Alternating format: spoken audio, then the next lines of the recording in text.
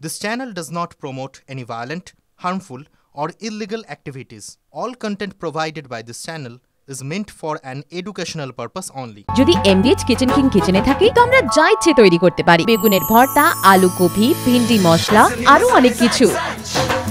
MDH Bangla target, বাংলার মানুষ target, target বাংলার পরিযায়ী। ভোটার লিস্ট ইস্যুতে নির্বাচন কমিশন এবং বিজেপিকে এক বন্ধনীতে ফেলে নিশানা করলেন মুখ্যমন্ত্রী।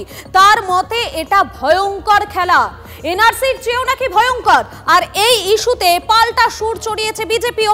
ভোটার তালিকা সংশোধনের সময় নিয়ে রীতিমতো প্রশ্ন সিপিএমের।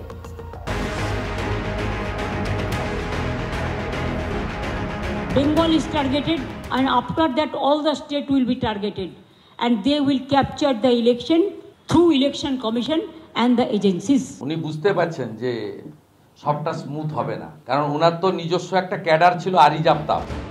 বছর ঘুরলেই বিধানসভা ভোট, কিন্তু ভোটার তালিকাকে কেন্দ্র করে রাজনৈতিক সংঘাত চরমে। ঠিক এই পরিস্থিতিতে নির্বাচন কমিশন এবং বিজেপিকে এক বন্ধনীতে ফেলে চড়া সুরে আক্রমণ শানালেন মমতা বন্দ্যোপাধ্যায়। ফের একবার বাংলার ভোটার তালিকায় বহিরাগতদের নাম ঢোকানোর অভিযোগ করলেন তিনি। সেই সঙ্গে ফের টেনে আনলেন এনআরসির প্রসঙ্গ। আপনি বাংলায় হরিয়ানা, রাজস্থান, অন্যান্য স্টেটের নাম দিয়ে নাম ভরাবেন, এত সহজ কাহিনী নয়। It's a horror game, it is dangerous than NRC even. Morning সোজ that smell is very bad. খুব ফিয়ার সাইকোসিসে ভুগছেন। সম্প্রতি ভোটার তালিকায় নাম তুলতে নাগরিকত্বের সুনির্দিষ্ট পরিচয়পত্র এবং সেলফ অ্যাটেস্টেড ডিক্লারেশনের কথা জানিয়েছে নির্বাচন কমিশন। তা নিয়েই তীব্র আপত্তি মমতা বন্দ্যোপাধ্যায়ের। মাসখানেক আগেই নেতাজি ইন্ডোরের সভায় কমিশনের ভূমিকা নিয়ে প্রশ্ন তুলে একই অভিযোগ তুলেছিলেন মমতা। ভোটার তালিকা যাচাইয়ের লক্ষ্যে কমিটি করে মাঠে নামিয়েছিলেন দলকে। সেই পর্বে বাংলায় ভুয়ো ভোটার এবং বাংলাদেশি ভোটার নিয়ে বহু অভিযোগ সামনে আসে। একই এপিক নম্বরে ভিন রাজ্যে ভোটার খুঁজে পাওয়া যায়। টিভি9 বাংলার খবরের জেরে কাকদ্বীপের ভোটার তালিকা থেকে বাদ যায় বাংলাদেশি নিউটন দাসের নাম। বাংলাদেশি হিসাবে চিহ্নিত হন এই রাজ্যের তৃণমূল এবং বিজেপির জনপ্রতিনিধিরা। ভোট ব্যাংকের রাজনীতির অভিযোগে শাসক শিবিরের কড়া সমালোচনা করে বিজেপি। এই প্রেক্ষাপটেই বৃহস্পতিবার বিকেলে এই ইস্যুতে পাল্টা আক্রমণ শানালেন মুখ্যমন্ত্রী। They are targeting actual Bengal. They are targeting actual migrant workers. They are targeting actual the Bengal people because they are afraid. But election commission cannot do it unilaterally without talking to the political parties. Election commission election reforms করছে, আমরা welcome করছি। তারা গণতন্ত্র বাঁচাতে চাইছে। আমরা চাই এপিকের সঙ্গে আধারের লিঙ্ক, আমরা চাই বায়োমেট্রিক, আমরা চাই কেন্দ্রীয় বাহিনীকে আই কার্ড দেখার অধিকার, আমরা চাই এআই করে ফটো স্ক্যান করে ভোটারদের আইডেন্টিফাই করে ভোট কেন্দ্রে ঢোকানো হোক। নতুন করে এখন নাকি ভোটার লিস্ট তৈরি হবে, কি করে কতটা পারবে আমি জানি না তো শর্ট টাইমে। এটা কি মহারাষ্ট্রের মতন যে কম ভোট পড়লেও বেশি ভোট গণা হবে? এটা কোনো স্ক্যাম? আমি জানি না, বিহার বলতে পারবে। বাংলার জন্য সেটা হয়তো তবু সময়ের দিক থেকে করা সম্ভব, কিন্তু কি উদ্দেশ্যে করছে, কেন করছে সেটা ভালো করে বোঝা জরুরি। 2024-এর লোকসভা ভোটে মহারাষ্ট্রে, হরিয়ানায় ব্যাপক সাফল্য পেয়েছিল কংগ্রেস নেতৃত্বাধীন ইন্ডিয়া জোট। কিন্তু এর কয়েক মাস পরেই মহারাষ্ট্র ও হরিয়ানা বিধানসভার ভোটে মুখ থুবড়ে পড়ে তারা। সেই সময় ভোটার তালিকা ঘিরে নানা অভিযোগ সামনে আসে। বুথে বুথে ভোটার সংখ্যা বৃদ্ধিতে সংশয় প্রকাশ করে বিজেপি বিরোধী দলগুলি। কমিশনের ভূমিকা নিয়ে জোরালো প্রশ্ন ওঠে। এবার বাংলাতেও সেই বিতর্কের রেশ। 26-এর ভোটের আগে বাংলায় তুঙ্গে ভোটার লিস্টে রাজনীতি। Bureau report, TV nine Bangla.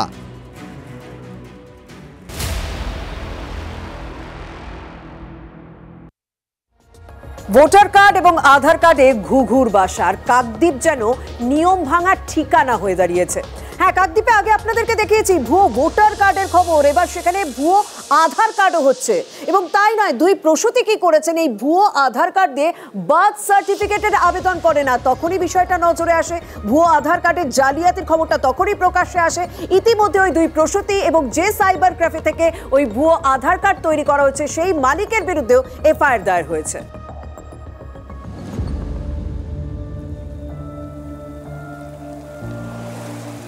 Kakdwip যেন মিনি বাংলাদেশ। ভুয়ো ভোটার কার্ড নিয়ে বিস্তর বিতর্কের মধ্যে সেই কাকদ্বীপেই নকল আধার কার্ড চক্রের হদিশ। নকল আধার কার্ড দিয়ে বার্থ সার্টিফিকেটের আবেদন। তবে কি কম্পিউটার সেন্টারগুলো জাল আধার কার্ডের কারখানা? পুলিশের স্ক্যানারে কাকদ্বীপের এই সাইবার ক্যাফে। এটাই সেই সাইবার ক্যাফে। এই সাইবার ক্যাফেতে তৈরি করা হয়েছিল সুদীপা দলুইয়ের নকল আধার কার্ড। কিভাবে সামনে এলো এই চক্র? 2 নবজাতকের বার্থ সার্টিফিকেট ইস্যু সন্দেহ বাড়িয়ে তোলে। গত সপ্তাহে কাকদ্বীপ মহকুমা হাসপাতালে 2 নবজাতকের জন্মের শংসাপত্রের জন্য হাসপাতাল থেকে 2 প্রসূতির থেকে আধার কার্ড চাওয়া হয়, কিন্তু তাদের আধার কার্ড দেখে সন্দেহ হয় হাসপাতাল কর্তৃপক্ষের। 2 পরিবার জানায় স্থানীয় সাইবার ক্যাফে থেকে আধার কার্ড বানিয়েছেন। ভেরিফাই করতে গিয়ে দেখা গেছে আধারটা বোধহয় ফ্রড, কারণ ওখানে ছবিটাও মেলেনি। তখন ওই নাম্বারটা দিয়ে ও অনলাইন পুরো আধারটা বের করেছে, যেটা সিস্টেম থেকে পাওয়া যায়, সেটা একেবারেই অন্যরকম। প্রসূতিদের একজন সাগর আর একজন কাকদ্বীপের বাসিন্দা। পুলিশের স্ক্যানারে কাকদ্বীপ গোবিন্দ রামপুর এলাকার এই সাইবার ক্যাফে। পুলিশ সূত্রে খবর, ওই সাইবার ক্যাফের মালিক নকল আধার কার্ড তৈরির কথা স্বীকার করেছেন। দোকান মালিক ও 2 প্রসূতির বিরুদ্ধে এফআইআর করেছে পুলিশ। সার্টিফিকেটের জন্য মেয়ের তা ওইটা তার পরবর্তীকালে ওই মনে সব অত কিছু হওয়ার পর জমাটা দিচ্ছে, বলে তোমার তাহলে এটা সব থানায় জমা যাবে। ছেলে অ্যাকচুয়ালি দোকানে বসে না, ওকে ওই দিনকার আমি কলকাতায় গেছি বলে দোকানে বস করে দিয়ে গেছি, ও ওটা করেছে। এই কাকদ্বীপেরই ভোটার ছিল বাংলাদেশি নাগরিক নিউটন দাস। কাকদ্বীপের অলিগলিতে ভোটার কার্ড না থেকেও আধার কার্ড তৈরির অভিযোগ বিস্তর। এবার সেখানেই বড় চক্রের খোঁজ। বেশিরভাগ সাইবার ক্যাফের মালিক তৃণমূলের সঙ্গে সরাসরি যুক্ত, সরাসরি তৃণমূলের কার্যকর্তা কর্মী। এরাই এখন সাইবার ক্যাফে চালায়, আর এরাই এই সকল চক্রান্তের সঙ্গে যুক্ত। আমি তো বলবো বিজেপির লোকেরা এটা করে এই সব নোংরামো কথাবার্তা বলছে, এটা সঠিক নয়। প্রশাসন যেহেতু এফআইআর করেছে, পুলিশ যেহেতু তদন্ত করছে, নিশ্চয়ই এর সততা বেরিয়ে আসবে।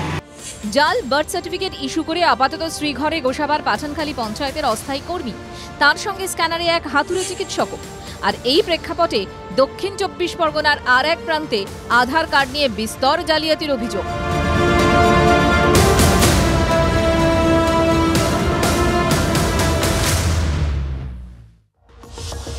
ঝান্ডা বসিয়ে জমি দখল হোক কিংবা সালিশি সভা বসিয়ে টাকা রোজগার করা একটা পথ। তৃণমূল জামানায় এমন অহরহ প্রচুর অভিযোগ বিরোধীরা সামনে এনেছে, কিন্তু এই অভিযোগগুলোর তো একটা স্বীকৃতি চাই। এবার সেটাই কিন্তু খানিকটা হলো। উত্তরবঙ্গ উন্নয়ন মন্ত্রী তিনি প্যান্ডোরার বক্স খুলে দিলেন, কিন্তু এর পিছনে অন্য কোনো অঙ্ক কি রয়েছে? সালিশি বন্ধ করতে হবে, পার্টির পতাকা লাগিয়ে কারো জমি দখল করবো না। বক্তা ব্লক বা পঞ্চায়েত স্তরের নেতা নন উত্তরবঙ্গ উন্নয়ন মন্ত্রী। খাস তালুক দিনহাটায় রাগঢাক না রেখে উদয়ন গুহ দলের একাংশকে তো হুঁশিয়ারি দিলেন, কিন্তু তাৎপর্যপূর্ণভাবে মেনে নিলেন। জোর করে জমি দখল করছে তৃণমূলেরই লোক।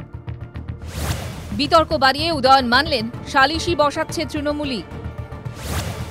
সালিশির নামে পকেট ভরছে শাসক নেতাদের। উদয়নের গড় এই দিনহাটা। সেখানকার নাজিরহাট এলাকায় স্থানীয় তৃণমূল নেতাদের একাংশের বিরুদ্ধে সালিশি বসানোর অভিযোগ ভুরি ভুরি। কথায় কথায় শাসক দলের নেতারা স্থানীয় বিষয়ে মাথা গলান বলে অভিযোগ। আর এই প্রেক্ষাপটে দলের নেতাদের উদয়নের নির্দেশ, সালিশির নামে টাকা তোলা বন্ধ করতে হবে। আমি একটা কথা বলি, এই সালিশি বন্ধ করতে হবে। সালিশি করে আমাদের নেতাদের বদনাম হয়, তারা বিচারক না। 2 পক্ষ না বললে পঞ্চায়েতরা তার মধ্যে যাবে না। ওই মেয়ের বাড়িকে 2 লক্ষ টাকা না দিলে কিন্তু এই বিয়ে নিয়ে সমস্যা হবে। ওই 2 লক্ষ টাকা মেয়ের নাম করে তুলিয়ে আরেক মেয়ের বাবা পকেটে ভরে। কেন? শুধু কি সালিশি থেকে টাকা কামানো? ঝান্ডা বসিয়ে জমি দখলের অভিযোগও তো দিনহাটায় কান পাতলেই শোনা যায়। এই পরিস্থিতিতে চাঞ্চল্যকর স্বীকারোক্তি উদয়নের। আমরা জোর করে পার্টির পতাকা লাগিয়ে কারো জমি দখল করবো না, কারো জমি দখল করতে সাহায্য করবো না। দখলদারি থেকে সালিশি মেনে নেওয়া। উদয়নের লোপ্পা বল পেয়ে কি বলছে বিরোধীরা? উদয়ন গুহ হচ্ছে বাংলার রাজনীতির, বিশেষ করে উত্তরবঙ্গ, বাংলার রাজনীতি বলা উচিত না, স্ট্যাটাসটা বেড়ে যাবে, ওই লেভেল নেই। উত্তরবঙ্গের বিশেষ করে কুচবিহারের রাজনীতির হচ্ছে ক্লাউন। মাঝে মাঝে মঞ্চে এসে একটু গান নাচ করে যায়, অসুবিধা কি? জেলা থেকে শহর, শাসক দলের বিরুদ্ধে জমি দখল থেকে সালিশি বসানোর অভিযোগ নতুন নয়। বিরোধীরা বলছেন তাদের বক্তব্যেই তো শিলমোহর দিলেন তৃণমূলের দাপুটে নেতা। বকেয়া ডিএ 25% দেওয়ার নির্দেশ দিয়েছিল সুপ্রিম কোর্ট। কাল সেই শেষ সময়সীমা। কাল আবার রথের সরকারি ছুটিও রয়েছে। সরকারি কর্মচারীরা ভেবেছিলেন আজই হয়তো বিজ্ঞপ্তি জারি হয়ে যাবে। সন্ধে পর্যন্ত তো কিছুই হয়নি। আদালত অবমাননার মামলা করার হুঁশিয়ারি কর্মচারী সংগঠনের।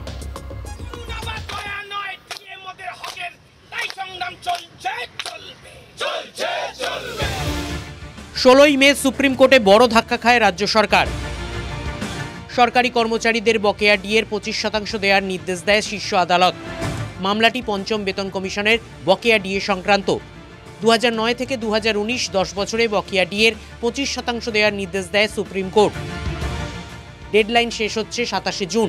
রথের সরকারি ছুটি থাকায় সরকারি কর্মচারীদের আশা ছিল বৃহস্পতিবারের মধ্যেই নির্দেশিকা জারি করবে নবান্ন, কিন্তু সন্ধে পর্যন্ত বিন্দুমাত্র নড়াচড়া দেখা যায়নি। রাজ্য সরকার সূত্রে খবর, নির্দেশ পরিবর্তন চেয়ে ইতিমধ্যেই সুপ্রিম কোর্টে আবেদন করেছে রাজ্য, কিন্তু এখনও লিস্টিং অর্থাৎ তালিকাবদ্ধ হয়নি মামলা। আদালত অবমাননার নোটিশ পাঠানোর হুঁশিয়ারি সংগ্রামী যৌথ মঞ্চের। আদালত অবমাননার নোটিশ দিতে চলেছে রাজ্য সরকারকে, সেটা নোটিশ রেডি হয়েছে। 14ই জুন হচ্ছে বলা হয়েছিল সুপ্রিম কোর্টের অর্ডারে যে 4 সপ্তাহের মধ্যে এই নোটিশ দিতে হবে এবং 27 জুনের মধ্যে 6 সপ্তাহের মধ্যে বকেয়া মিটিয়ে দিতে হবে। তো সেই নোটিশই তো বেরোয়নি। সুপ্রিম কোর্টের অর্ডার ইতিমধ্যে ভায়োলেট করা হয়ে গেছে। আমরা চেষ্টা করব 4 আগস্ট যে মামলাটার পরবর্তী তারিখ আছে তার আগেই মেনশন করে এই কন্টেম পিটিশনটা যদি মাননীয় সর্বোচ্চ আদালত শোনে তার দিকে আমাদের লক্ষ্য থাকবে। কি বলছে তৃণমূল প্রভাবিত কর্মচারী সমিতিগুলি? দেখুন, এটা প্রশাসনের ব্যাপার, এটা আদালতের ব্যাপার, এটা প্রশাসন তার ডিসাইড করবেন। আমি বারবার বলেছি আমাদের নেত্রী কখনো বলেননি ডিএ দেবে না, উনি সবসময় কর্মচারীর পক্ষে। রাজ্য সরকারকে বিনতে ছাড়ছে না বিরোধী দলগুলি। আদালত অবমাননায় পড়বে, আমাদের মুখ্য সচিব এরপরে জেলে যাবেন। রিয়াকশান নিশ্চয়ই হবে।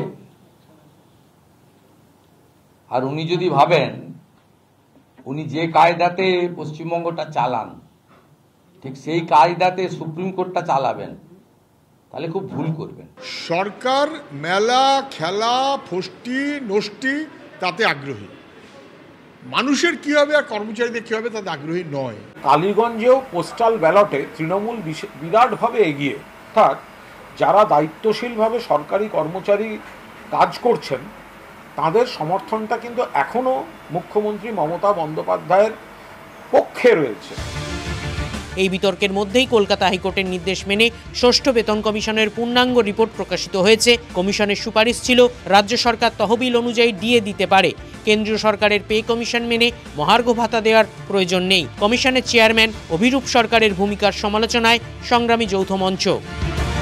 একজন পে কমিশনের চেয়ারম্যানের মতো সামান্য একজন মানুষ, তিনি এআইসিপিআই কে অস্বীকার করে মূল্যবৃদ্ধি নির্ধারণের যে সূচকটাকে অস্বীকার করতে পারেন কিভাবে? কোন অধিকারে তিনি এই সুপারিশ করলেন? তিনি বেতন ভাতা এবং ডিএ সবই ওই all India consumer price index অনুসারে পায়, এবং কেন পায় সেটা কিন্তু তিনি খুব ভালো মতো জানেন। আদালতে কি এই রিপোর্ট হাতিয়ার করবে রাজ্য? সেই উত্তর খুঁজছেন ডিএ বঞ্চিত কর্মচারী ও পেনশনভোগীরা। Bureau report, TV9 Bangla. বাহ, এবার রয়েছে স্বাদ। হ্যাঁ, অপূর্ব স্বাদ। MDH এর চাঙ্কি চাট মশলা, জীবনে আসল স্বাদ জাগলো। আসল মশলা, yes, MDH।